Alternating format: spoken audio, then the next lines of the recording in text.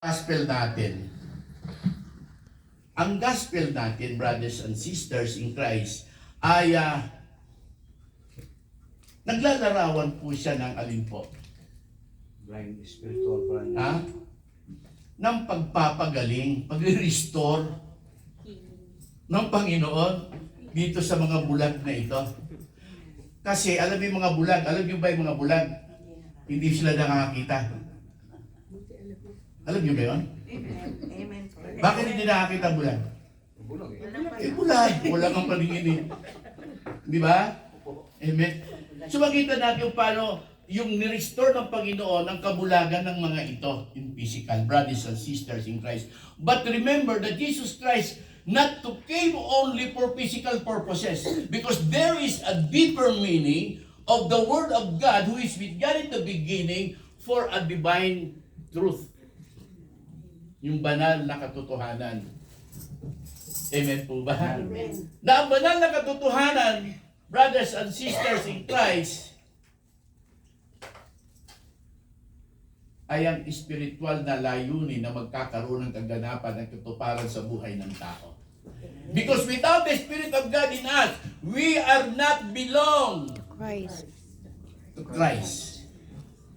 We are not united to God. Amen? Amen. Kaya dito makikita natin, no, brothers and sisters, walang bagay na hindi magagawa ang Diyos. Amen. Naniniwala kayo? Amen. May magagawa ang Diyos. Amen. God can do all things. Why? Sabi po ng Biblia, doon sa Gospel ni Luke, chapter 1, verse 37, sabi nga po, ang hindi magagawa ng tao, magagawa ng Diyos. Sapagkat sa Diyos ay walang imposible. Amen. Amen? Amen.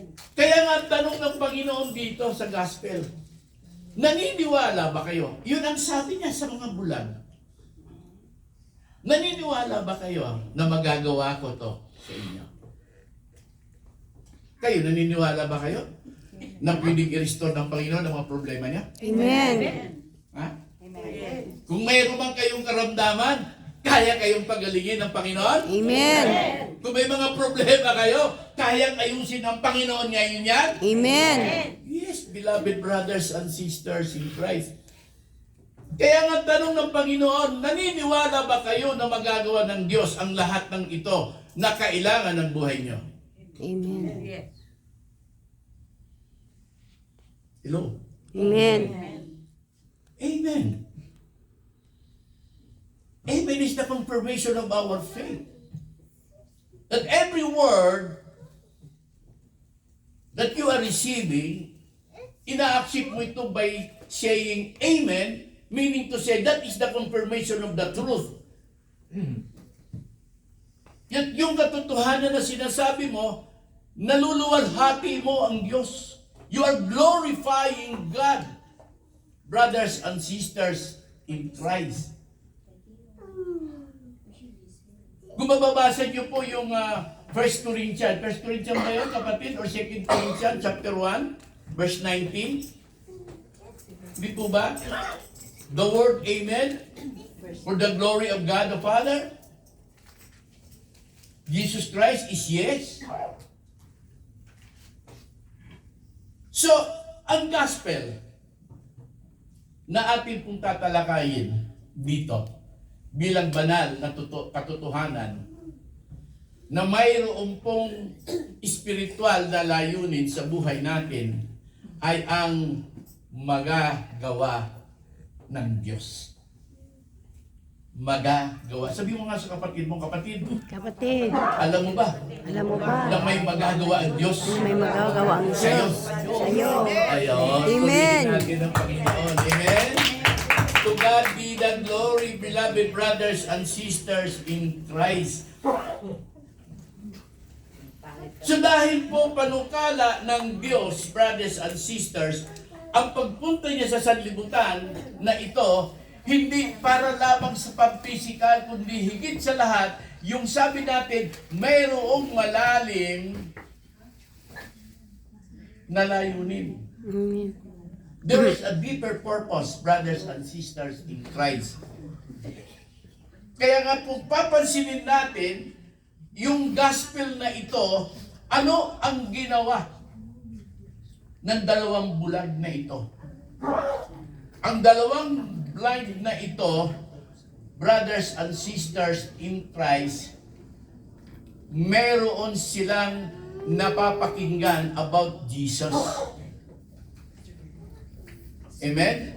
Bagamat hindi sila nakakakita, pero may napapakinggan sila na ang Jesus nito ay nagpagaling ng maraming may sakit. Amen. Di ba?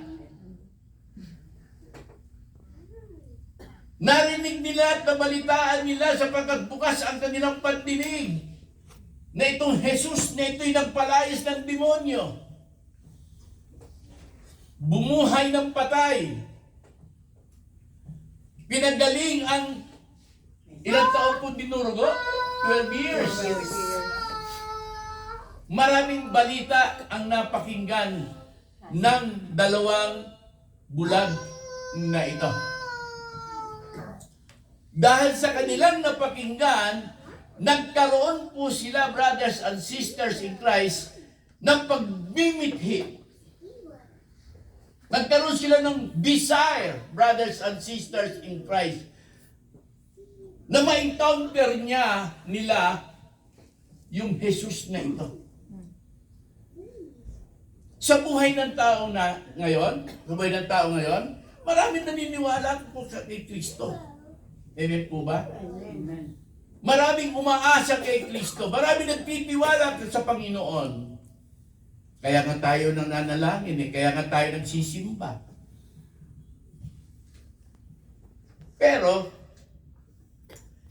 hindi ganoon kalalim ang desire ng puso natin, brothers and sisters, na ma-encounter natin itong Jesus na ito. Itong Kristong ito. Bakit sinasabi? Kasi tayong, maraming Kristiyano, no, pagdating lang sa time na nangangailangan tayo kay Kristo. Di po ba? Pag nangangailangan lang tayo, pag may problema, o kaya ginagawa na lang natin na traditional yung ating mga prayers, kailangan natin mag-pray. Nagiging ritual na lang minsan ang mga ginagawa natin pananampalataya.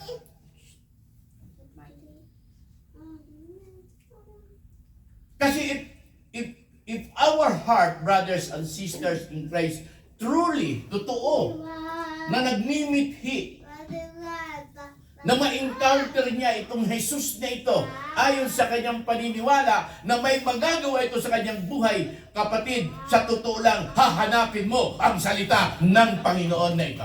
Amen. Hahanapin mo. Because you want to encounter Him. Hindi po ba? Pero sa tinan natin, balikan natin ang luma nating buhay na wala tayo sa ganitong sitwasyon. Sa totoo lang, naniniwala ko, ilan sa inyo nang naakay sa ganitong gawain na naisagot niyo po sa mga umakay sa inyo, pasensya na, busy. Hindi ba? I know some of you na-experience niya na-invite kayo sa mga ganitong mga gawain o sa mga Bible study o sa mga prayer meeting. Malamang ilan sa inyo narito na-invite na. At ang naisasagot nyo sa nag-iimbita, pasensya na, busy. Hindi ba? Hello? Amen. Kasi that is the human nature natin. Brothers and sisters in Christ. Yung ating human wisdom, brothers and sisters, mula sa karunungan na may pride, hello?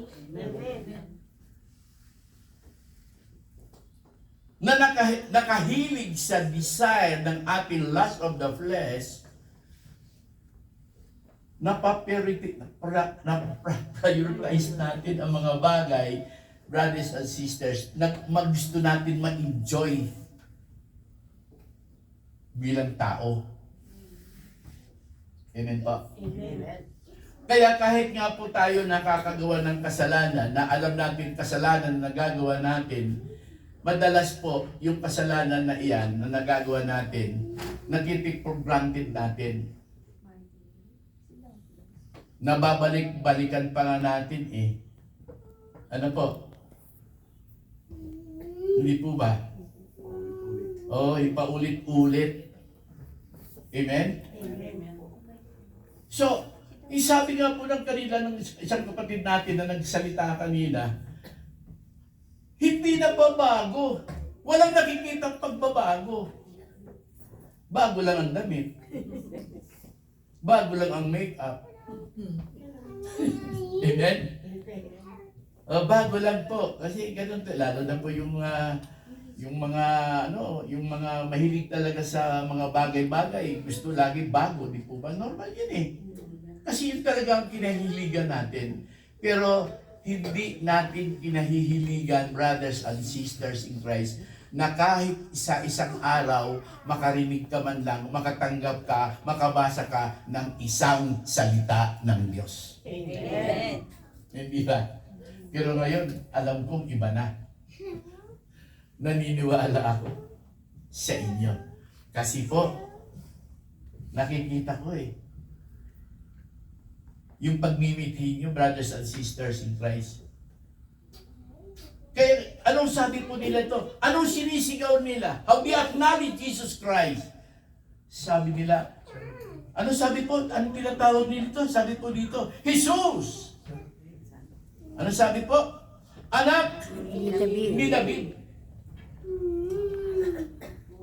Jesus! Anak ni David.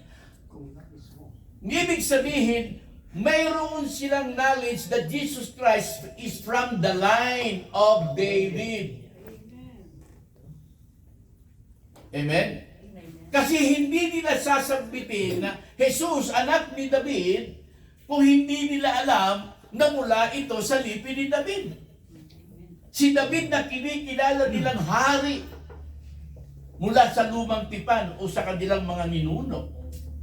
Amen? Amen.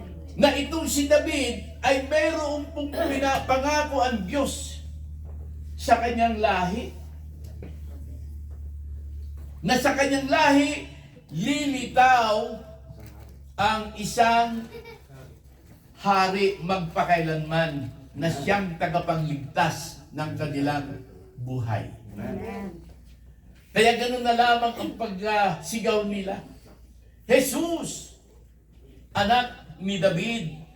Yun ang sabi po rito, mahabag po kayo sa amin. So, alam nila na itong Jesus na ito ay mayroong pusong pagiging mahabagin. Alam naman ng tao yan eh. Alam natin yan eh. God is a merciful God. Amen? Amen. Salamat po, pagpalain ka ni Lord. Lalo pang pagandahin. Thank you, Lord.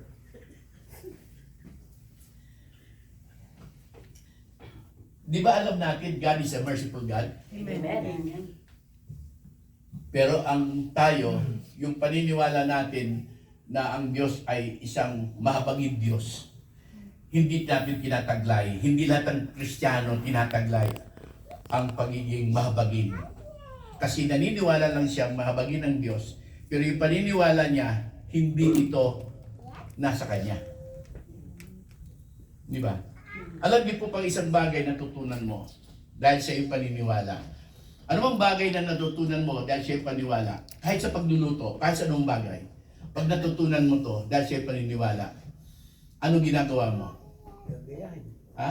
Ito lang. Ginagawa mo, di ba? Dahil gusto mo eh. Naniniwala ka na natutunan mo gumawa ng isang bagay. Yung paniniwala mo na natutunan mo isang bagay, gagawin mo. Eh tayo, ginagawa ba natin? Hindi lahat ng Kristiyano mahabagin. Hello? Amen. Pero naniniwala siya sa habag ng Diyos. But that mercy, brothers and sisters, is not alive in the life of many Christians. Hindi po ba? Katunayan nga, sa nangyayari sa mundong ito, pataasan ng tao eh. Kagalingan, di po ba? Hindi po ba? Ganun yun eh. O, di po ba? Mahirap na nga pag nanakawan pa nga. Isipin mo yun. Di ba? Mahirap na nga pag nanakawan pa. Kasi walang habag eh. Pero naniniwala na may habag ang Diyos. Pero yung habag ng Diyos wala sa kanila. Kasi kung may habag, kung ang habag ng Diyos ay nasa buhay ng isang tao, hindi mo pwede pagnakawan ang tao na walang-wala na nga. Hindi ba? Pinagnakawan mo pa nga, pagkakaila ko pa. Pinagnakawan mo nga, pag sisingaling, ano tawag dito? Paparatangan mo pa. Hindi ba? Ganun yun eh. Kasi yun po ang nature, brothers and sisters, ng tao. Kaya kailangan natin maintindihan the real purpose of God's Word that came to us, brothers and sisters, is to restore us. Amen. Eh, paano nga tayo marirestore? Katulad po nakikita natin dito, brothers and sisters in Christ. Makikita natin ang istorya, mga kapatid, sa pananampalataya. Yung pagtawag nila, Jesus, Son of David, isang palatandaan na nais nilang makipag-unite, makipag-isa. Di po ba? Eh, yun sinasabi po ng 2 Corinthians. Letter ni Paul to the 2 Corinthians chapter 5 verse 17. Kung maalala niyo po yun. Ano po nakalagay doon? Tingnan natin sa Biblia iyon. 2 Corinthians chapter 5 verse 17. Tingnan natin. Okay. Ang sabi po sa Tagalog, kaya't kung nakipag-isa kay Kristo ang isang tao, isa na siyang bagong nilalang. Wala na ang dating niyang pagkatao. Sa halip siya'y napalitan na ng bago. Amen. Hindi naman nakikipag-isa. Nangungumisyon lang. Hindi para makipag-isa. Kaya ang relationship ng maraming Kristiyano sa Panginoon, malayo. Amen? Malayo kasi hindi naman nakikipag-isa. Sabi nga po ng marami brothers and sisters in Christ, may mga pangyayari sa totoong buhay na ang tao nakikipag-isa lang minsan sa kanyang kapwa-tao pag alam niyang mayroon siyang pakikinabangan sa isang tao. Amen. Di ba? Amen? Pero pag nawawala ng kanyang pakinabang, o wala na isang pakinabang ng taong yon, no? Iwanan ko na. Mapasura na yan. Amen. Nakita mo, nag-aaway-away sila doon, nagtuturuan sila, pero magkakasama naman sila sa nakawan. Di ba? Magkakasama sila sa nakawan. Ngayon, nagtuturuan na sila. O siya may kasalanan, siya ang mastermind, hindi ikaw mastermind, hindi ikaw. Pero dati sila magkakasama, nagkakaintindihan nga sila kung paano yung paghati-hatiin ang proyekto nila eh. Di ba? Pero senyas na, ayos na eh. Oo, nagkakasinyasan lang sila eh. Eh, ang masaklap nun, ito napakaraming Kristiyano, pero sinasabi ko, napakaraming Kristiyanong nabubudol.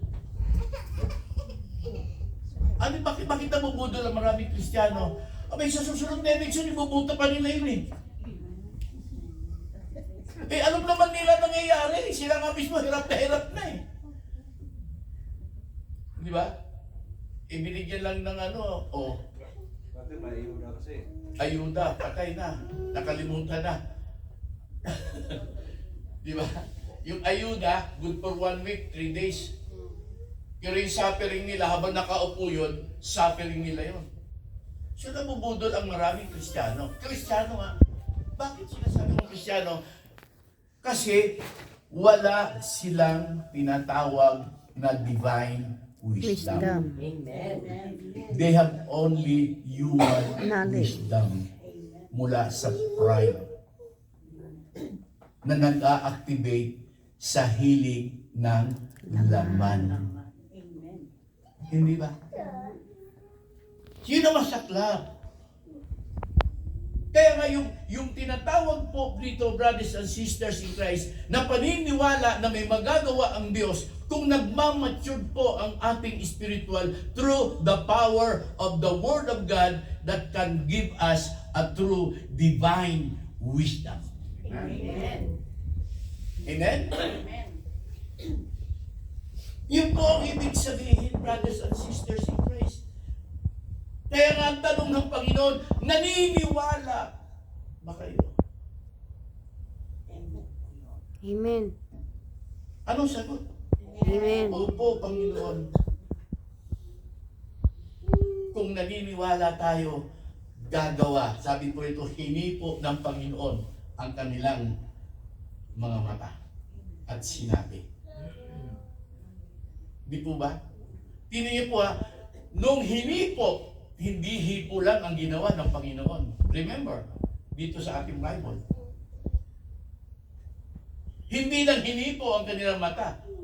Kundi may sinabi ang Panginoon. Sinabi ng Panginoon, mangyari ang iyong pananampalataya.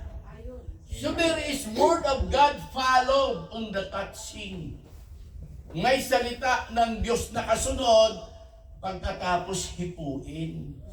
Meaning, importante talaga na makatanggap tayo ng salita ng Diyos. Amen. Kasi tayo puro, Lord, Lord, Lord, please, Lord, please, puro tayo hingi, di ba? Hello? Hipuin mo naman po ako, Lord. Hipuin mo ang problema ko. Tugunin mo ang problema ko. Pero ayaw mong makinig ng salita ng Panginoon. Ang salita ng Panginoon, yun ang kaganapan ng hinihingi mo. Amen. Hello? Dahil yun ang nagpapakita ng pananampalataya mo. Ang pananampalataya that you are willing, the desire of your heart. Amen? Amen. To hear and to receive the Word of God. Kasi ang kaganapan ay nasa salita ng Diyos. From the beginning of God's creation, all things was created through the Word of God up to the end. The Alpha and the Omega, the Word of God who is with God in the beginning. Kaya nga ang paniniwala natin, brothers and sisters, ay atin pong ipinakikita po yan sa pamamagitan ng pakikinig ng salita ng Diyos. Amen. Hello? Amen.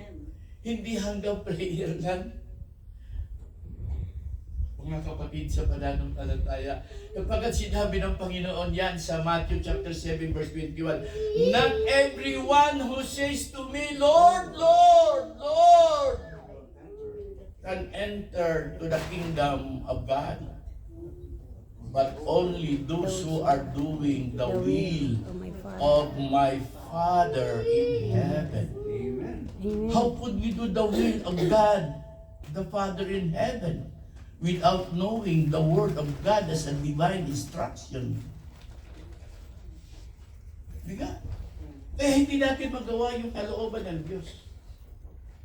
Kasi walang spiritual anointing na nagli-lead sa atin para gawin natin yung bagay na iyon. Nagtatalo po yan eh. Naalala niyo yung sinasabi po ni Pablo sa sulat niya sa Galatians, sa chapter 5 verse 16-17. Naalala niyo po ba yan? Okay, buksan natin yung portion na yon para makita ho natin ang nasusulat. Sa nasusulat lang tayo, ha? Okay, Galatians chapter 5. Di ba po ba? Chapter 5 verse 16 and 17. Ano nakasulat? Sa wikang Tagalog. Ganito ang nakasulat. Sinasabi ko sa inyo, mamuhay kayo ayon sa Espiritu at hindi ninyo pagbibigyan ang mga Pagnanasa. pagnanasa ng laman. Sapagkat ang mga pagnanasa ng laman ay laban sa kagustuhan ng Espiritu. At ang kagustuhan ng Espiritu ay laban sa pagnanasa ng laman. Magkalaban ang dalawang ito. Kaya napipigilan kayo sa paggawa ng nais ninyong gawin. Gusto ko nang patawarin. Pero sabi ng damang ko, ay wag na lang. Ano siya, siniswerte. Sabi ng usap, sabi ng isip mo, sabi ng espiritu, patawarin mo naman. Hindi para ikaw, hindi mahirapan. Malaya na. Di ba? Ganun tayo eh. Patawarin mo na. Minsan, magsasalita ang Espiritu ng Diyos sa pamamagitan ng tao. Minsan, kasamahan mo. Hayaan mo na, patawarin mo na. Naku! Patatawarin mo ba yan? Naku, uulitin lang naman yan. May negative na agad. Hindi po ba? Hindi pa nangyayari, alam niya na mangyayari. Kasi yun ang paniniwala niya. Nasa negative na paniniwala, wala sa positive. Inuunahan na agad ng demonyo. Nasasabi lang na ang tunay po, brothers and sisters in Christ, na pananampalataya sa Diyos na may magagawa ang Diyos, ay nasa sayo. Nasa sayo.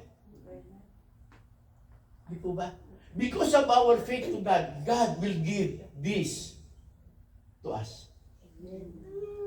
Dahil sa paniniwala natin sa Diyos, na mabuti ang Diyos na ito, gagawa ang Diyos sa iyo na maging mabuti ka sa Kanya. Amen po?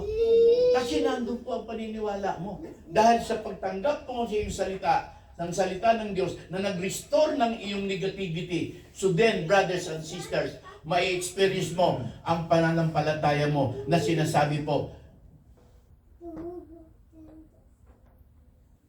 na ang Kristong ito, if you believe Him, sabi po, brothers and sisters, kung naniniwala ka sa Kanya, gayon sapagkat sabi nga ng Biblia, gayon na lamang ang pag-ibig ng Diyos kaya binigay ang kanyang bugtong na anak upang ang sino mang manalig at sumampalataya sa Kanya hindi mapaparusahan kundi magkakaroon ng buhay na walang hanggan. Amen.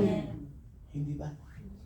Whoever believes in Him will not be perished but have eternal life. So ito yung goal ng tao talaga sa buhay na ito. Brothers and sisters in Christ. Kung marami tayong plano sa buhay na ito, it is good. But don't forget, huwag mo kalimutan, meron pang mas mahalaga na kasama sa plano ng buhay natin. Ang alin po? Matupad yung banal na panukala ng Diyos na ito sa buhay natin. Amen. Kaya siya nagpapako Kaya siya nagsakripisyo. Kaya binigay ang buhay niya para sa iyo. Amen? Amen. Dahil sa pagmamahal niya sa iyo. Dahil kung hindi ka mahal, hindi siya magpapapako sa iyo. Kung hindi tayo mahal, sasabihin niya, bahala na kayo sa buhay niyo, malalaki na kayo Amen? Kaya mayroong proclamation of the Word of God. And we have to thank brothers and sisters kasi maraming pangangaral sa panahon ngayon, ang ipinangangaral ay hindi pang spiritual na purpose na kailangan ng tao. Karamihan sa pangangaral ay yung tinatawag na alin po? Prosperity. Pagpapala. Ang pagpapala, makakamit mo yan because of your faith. But remember, hindi po yan ang source ng eternal life mo. That is not the source of your salvation. Ang lalong-lalo na hindi yan ang pagbumulan. Ang material things, hindi yan pagbumulan ng spiritual mula sa Diyos. Amen? Kahit may million ka, you cannot buy the Spirit of God in any store. Kung may mabibili kayo, sabihin nyo sa akin, hindi ko na kailangan mangaral dito. Bibili na rin ako. Hello? Kasi yun ang gusto-gusto ng tao mapakinggan eh. Yung prosperity, yung yayaman ka, gaganda ka, lulusog ka. Maganda ho yun, walang masama doon. Pero alam niyo po ba, tinitwist lang po yung katotohanan. Na siya pangunahing kailangan na masumpungan, matanggap ng tao. Kaya nga sa oras na ito, kung ang paniniwala natin sa sinasabi ng Panginoon, if you believe, brothers and sisters, you can do all things also. Because that is what Jesus said. Babasahin po natin yan sa Biblia. Sa aklat po ng John chapter 14, verse 12, I think verse 12. Ang sabi po na ganito ng Panginoon, ito may sabi ng Panginoon ha, ayon sa kanyang salita, pakatandaan ninyo, ang nananalig sa akin ay makakagawa ng mga ginawa ko at higit pa kaysa rito, sapagkat babalik na ako sa Ama. Anong sabi ng Panginoon, brothers and sisters in Christ? Na dapat natin tandaan, ang nananalig sa Kanya ay makakagawa tayo ng ginawa niya, maaaring masigit pa. Amen? Dahil pupunta niya sa Ama. Asa na si Kristo ngayon? Nasa Ama. Nasa Ama.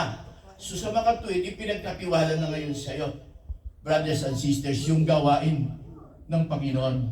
Ano ba gawain ng Panginoon na dapat po natin ma-pick up, brothers and sisters in Christ? Ay sa ating paniniwala na may magagawa ang Diyos. Kaya nasabi ng Panginoon, you will receive power when the Holy Spirit comes upon you, and you will be my witnesses. Tinatanggap po ang kapangyarihang espiritual ng salita ng Diyos. So kapatid, you have the authority to do the works of Jesus Christ for the glory of God the Father. Purihin natin ang Panginoon. God be the glory. Hallelujah. Lord God, Father, by